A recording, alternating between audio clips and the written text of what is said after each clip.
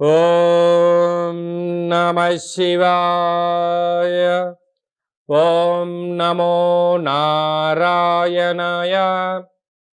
కర్మ నివారణ, సంచిత కర్మ, ప్రారబ్ధ కర్మ, ఆగమిక కర్మ నివారణ, నరదృష్టి నివారణ కాళభైరవాయ నమో నమః.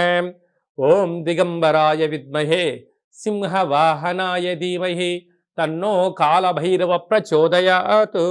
హరి ఓం.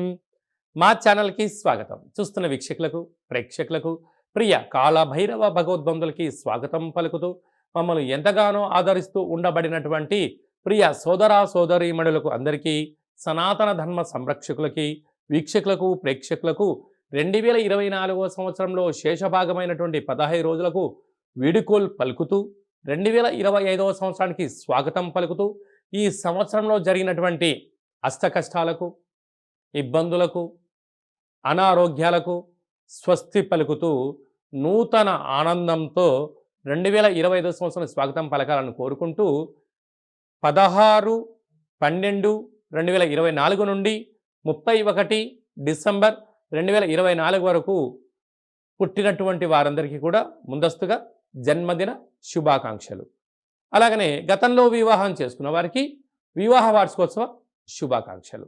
ద్వాదశ రాశుల్లో గ్రహ గమనాన్ని ఒకసారి వీక్షింపచేద్దాం. వృషభ రాశిలో దేవగురు బృహస్పతి శత్రు సంచార స్థితి, కర్కాటక రాశిలో కుజ సంచార స్థితి, కన్య రాశిలో కేతు సంచార స్థితి, వృశ్చిక రాశిలో బుధ సంచార స్థితి, ధనుస్సు రాశిలో రవి సంచార స్థితి, మకర రాశిలో శుక్ర సంచార స్థితి, కుంభరాశిలో శని భగవానుడు స్వక్షేత్ర సంచార స్థితి, మీనరాశిలో రాహు సంచార స్థితితో గ్రహ గమనాలు ఈ విధంగా ఉన్నాయి. సింహరాశి వారు ఈ ఆంగ్ల సంవత్సరానికి వీడుకోలు పలుకుతూ, కొత్త ఆంగ్ల సంవత్సరానికి స్వాగతం పలుకుతూ ఎలాంటి విధులను పాటించాలో ఈ వీడియోలో సవివరంగా సంపూర్ణంగా తెలుసుకుందాం. సింహరాశిలో ఏ నక్షత్రాలు వస్తాయనగా మఖా నక్షత్రంలోని 4 పాదాలు, పుబ్బా నక్షత్రంలో 4 పాదాలు, ఉత్తరా నక్షత్రంలో 1 పాదం కలిపితే సింహరాశి అవడం. చాలామందికి పుట్టినటువంటి కాల సమయంలో డేటా బర్త్లో లేనటువంటి వారికి పేరు యొక్క మొదటి అక్షరాన్ని అనుసరిస్తూ రాశిని తెలుసుకునే ప్రయత్నం చేద్దాం. మా, మీ, ము, మే, మో, టా, టీ, టు, టే అక్షరాల వారందరూ కూడా సింహరాశి జాతకులు. సింహరాశి యొక్క అధిపతి రవి.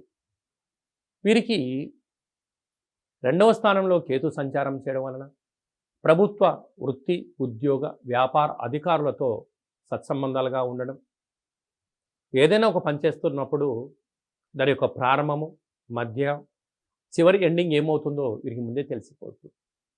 ఎందుకంటే జనరంజకమైనటువంటి జీవితం, ప్రజలతో మమేకమైనటువంటి జీవితం వీరి సొంతం.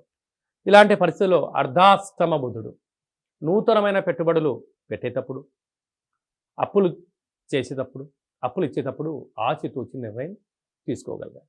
అదే కాకుండా సంతాన స్థానంలో రవి సంచార స్థితి ఉండడం వల్ల నూతనంగా వివాహమైనటువంటి దంపతులకు పుత్ర, పుత్రిక, సంతాన యోగం, ఆనందకరమైన జీవితాన్ని స్వాగతం పలుకుతారు. తల్లిదండ్రులు పిల్లల యొక్క చదువులు, పిల్లల యొక్క అభివృద్ధి, స్థిర చరాస్తులను ఏర్పాటు చేయడంలో విజయం సింహరాశి వారి సొంతం. 6వ స్థానంలో శుక్రుడు సంచారం చేయడం వలన నూతనమైన వాహనాలు, బంగారాభరణాలు, వస్త్రాలు, విందులు, వినోదాలు, ఆధ్యాత్మిక కార్యక్రమాల్లో ఆనందకరమైన జీవితానికి స్వాగతం పలకబోతున్నారు. 7వ స్థానంలో శని సంచార స్థితి ఉండడం వల్ల ప్రేమికుల మధ్య సయోధ్య, భార్యాభర్తల మధ్య అన్యోన్యత, నమ్మకం జీవితాన్ని ఏర్పాటు చేసుకోగలిగితే మీకన్నా అదృష్టవంతులు ఎవరూ లేరు. అష్టమంలో రాహు సంచార స్థితి ఉండడం వల్ల సంవత్సరపు చివరి రోజుల్లో ఉండడం, వ్యయంలో కుజుడు ఉండడం వల్ల కుజదోష ప్రభావ కారణం వలన ఈ ఆంగ్ల సంవత్సరంలో 24వ సంవత్సరం చివరి ఆదివారం, చివరి మంగళవారం, సోమవతి అమావాస్య, చివరి మంగళవారం ఈ సంవత్సరం రాజు కూడా కుజుడే అవ్వడం వలన శత్రు ప్రభావాలు పొంచి ఉన్నాయి. యంత్రాలతో, ఆయుధాలతో, వాహనాలతో ఎంతో జాగ్రత్త అవసరం. అప్పులు ఇచ్చారా తిరిగి రావు, తెచ్చుకున్నారా మీ స్థిర చరాస్తులు కరిగిపోయే పరిస్థితి ఉంటుంది. మితిమీరిన వేగం పనికిరాదు, ప్రమాదం పొంచి ఉంది. ఇలాంటి సందర్భాలలో మనం ఏం చేయగలగాలి అన్నట్లయితే గోధుమలను ఏర్పాటు చేసుకొని అందులో కొద్దిపాటిగా ఎర్రటి కుంకుమను వేసి ఒక నిమ్మకాయను పెట్టి దిష్టి తీసి ప్రవహించే నీటిలో వేయడం, లేదా గోమాతకు ఆహారంగా ఏర్పాటు చేయడం, చాకలి వాళ్ళకు దానం చేయడం వలన మీకు యోగదాయకం అని మీరు గమనించాలి. అలా కుదరలేదు, ఈ కింది నెంబర్ను సంప్రదించినట్లయితే వీడియో కాల్ ద్వారా పూజ చేయించి వీటిని దానం చేయిస్తూ ఈ సంవత్సరంలో ఉండబడిన కష్టాలకు ఫుల్ స్టాప్ పెడుతూ కొత్త సంవత్సరం స్వాగతం ఎలా పలకాలో తెలియజేయడం జరుగుతుందని చెప్పి కూడా గమనించాలి.